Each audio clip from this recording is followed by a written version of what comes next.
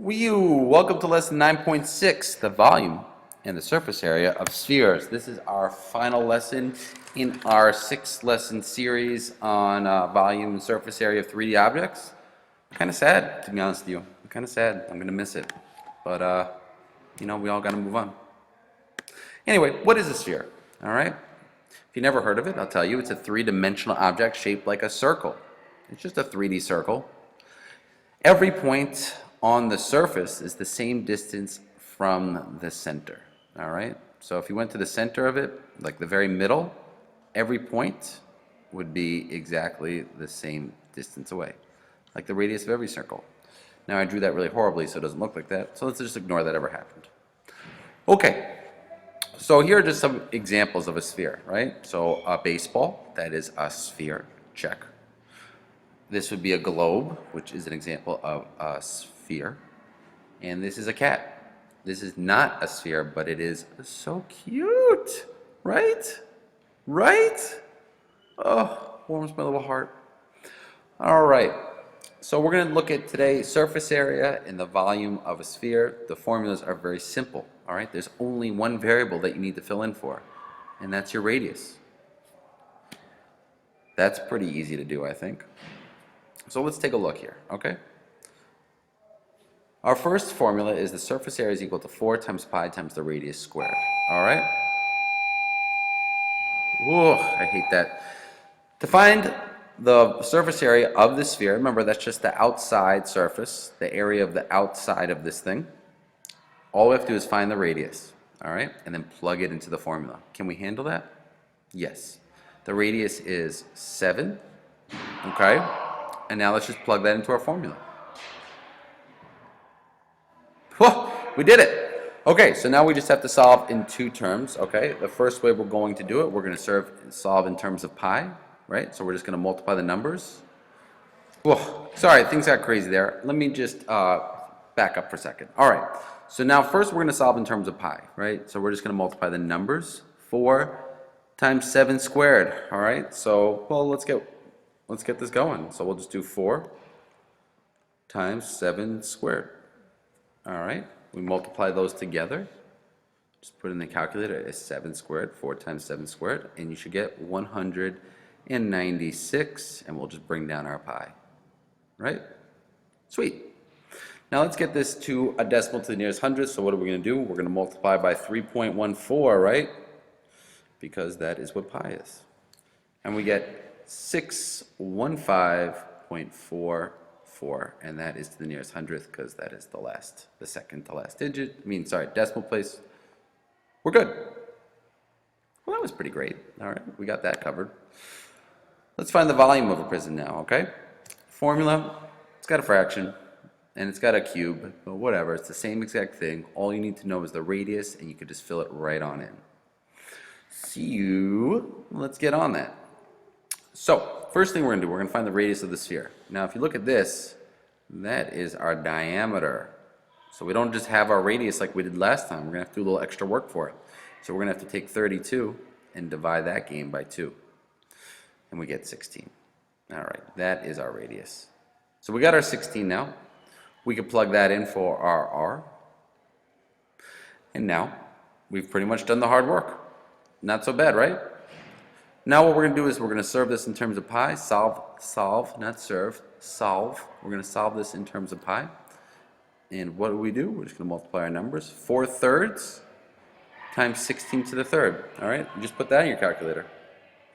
So 4 thirds, I'm doing this along with you, times 16 to the third. All right? And when you do that, you should get this crazy looking number, but you know what? I just want you to be cool with it. Just be cool with crazy looking numbers, okay? We're okay. We're okay. We get this 16384 over 3 pi. Not so bad, right? And now if we want to get this as a decimal, what do? Well, as you know, we just multiply this by 3.14 now. Hopefully you've done that. All right, so pi, we're just going to multiply by 3.14, this whole guy together, and we get this crazy looking number, 17148.6. Ugh, gross, but at least that's the answer. And that, my friends, is how you find the volume.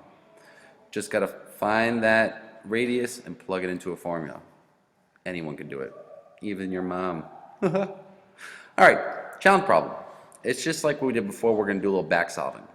A sphere has a volume of 12 pi. What is the radius of the sphere? Now this is going to be a little complicated, so pay attention real carefully.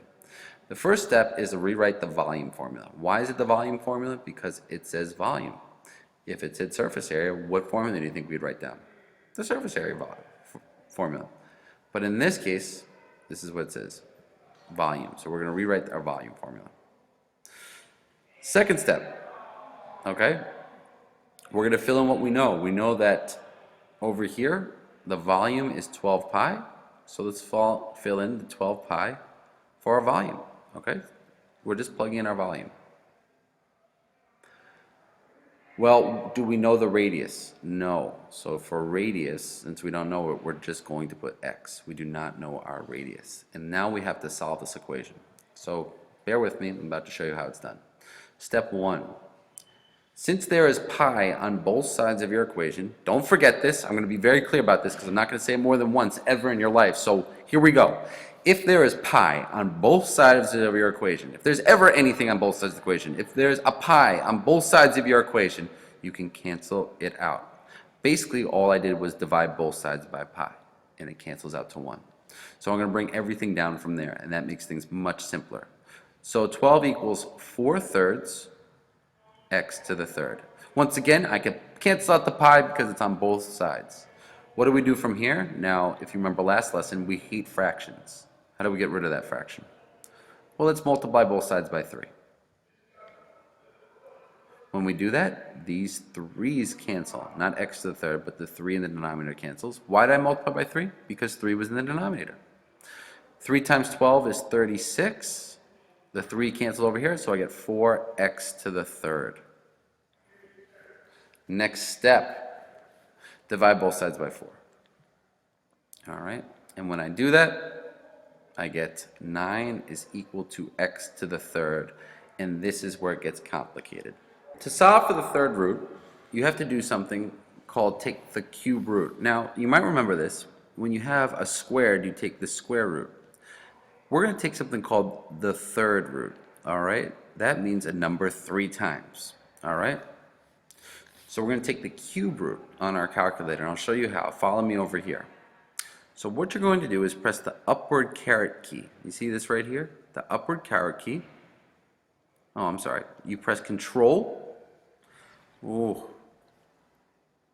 You press Control, and then this little upward caret, and you get this cube root looking thing. Do you see this over here? In this upper box, you're going to put a 3 there. That's the cube root now, okay? The third root. Just like how we had x to the third, we're going to take the inverse of that, the cube root. And on the inside, we're going to put 9. All right, we're going to take the cube root of 9. You're going to press enter, and that is your answer. All right? We're going to actually round this one. Instead of doing the whole thing, we're going to round it to the nearest hundredth, so it's just 2.08. All right? And that's how it's done. 2.08. That is our radius, okay?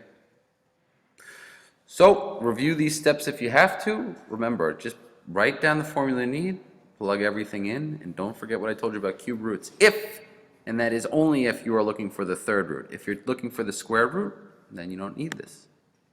All right, guys, stay true to your hearts.